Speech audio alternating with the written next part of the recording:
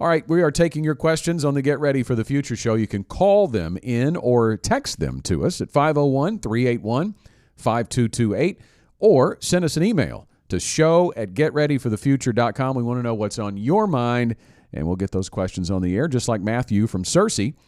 Matthew says, I'm 61, and I have around $650,000 saved for retirement. Now, I've always heard people either swear by or swear off annuities.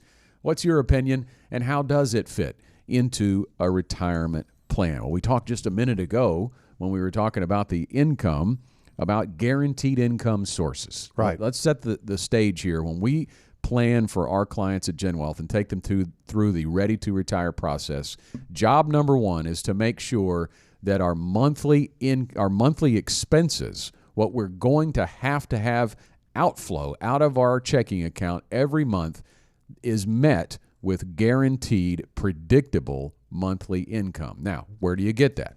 We're going to have Social Security. Maybe there's 2 Social Security checks if it's a married couple. Maybe there's a pension.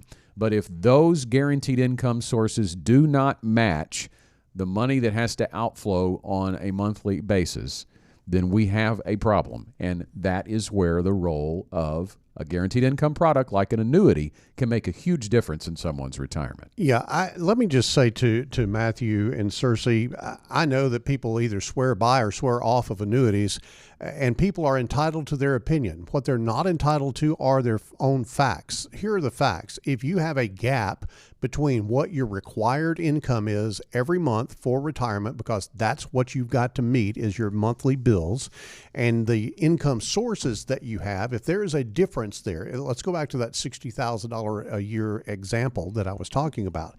What if your Social Security only comes up to $45,000? Then you've got a $15,000 a year gap. Well, the question becomes, do you want to have a probability-based factor of filling that gap, where probably you'll be able to fill it, but it might or might not work out?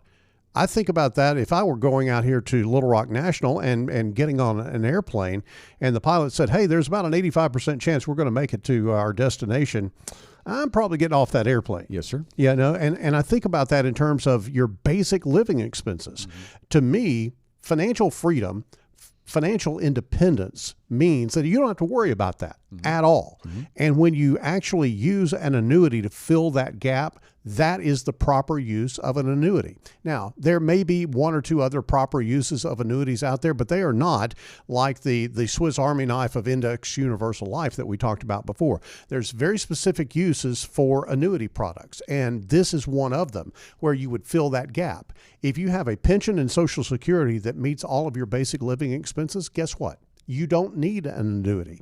If you don't have those basic living expenses met by guaranteed income sources, guess what? You likely do need an annuity. So that's the acid test, I think, as far as this is concerned. But, you know, Scott, there is some independent third party. Don't take it from us, because we are in the business of providing retirement income programs like annuities.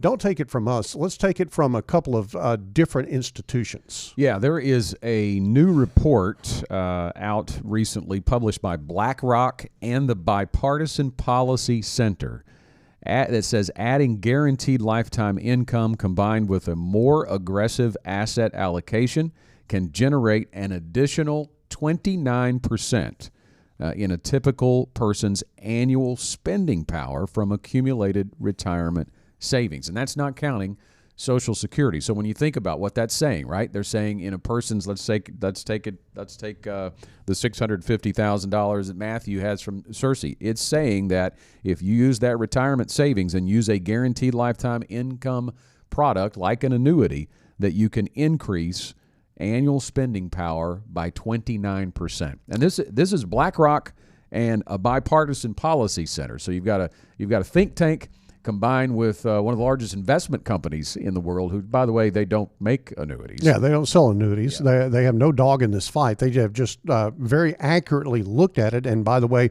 think what you want to about BlackRock and their ESG policies. I know there's some people grumbling about that. And as legitimate as that is, it has nothing to do with this.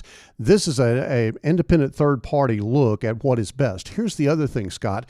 The study also says that combination of an annuity and a more aggressive investment portfolio gives you a reduced downside risk of up to 35%. So it really does speak to some of the dangers of trying to figure out this whole retirement income strategy, providing more income and less downside risk. I think that is a winning combination for just about anybody that's out there. And we'd be more than happy to provide this BlackRock study if anybody would like to take a look at it. Now, one caveat to that we should mention, too, that you should definitely be discerning when it comes to which annuity. That was a pretty blanket statement that we made or that the caller made there with the question of you either swear by or swear off annuities. Every time I hear that comment, I always think about, well, which annuity are we talking about? Because there's multiple types, there's multiple insurance carriers that provide them.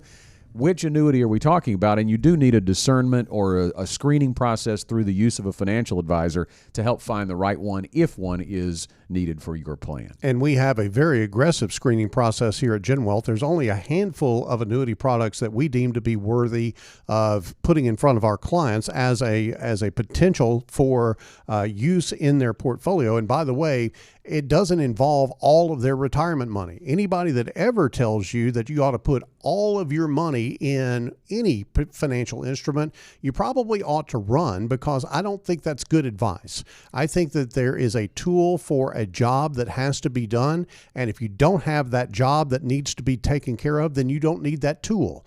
But you do need a proper tool to provide for the financial independence that we've talked about and that freedom to spend all of your other money. So because you know that there are dollars over here working to provide your basic lifestyle expenses that are going to happen every month of every year of your retirement.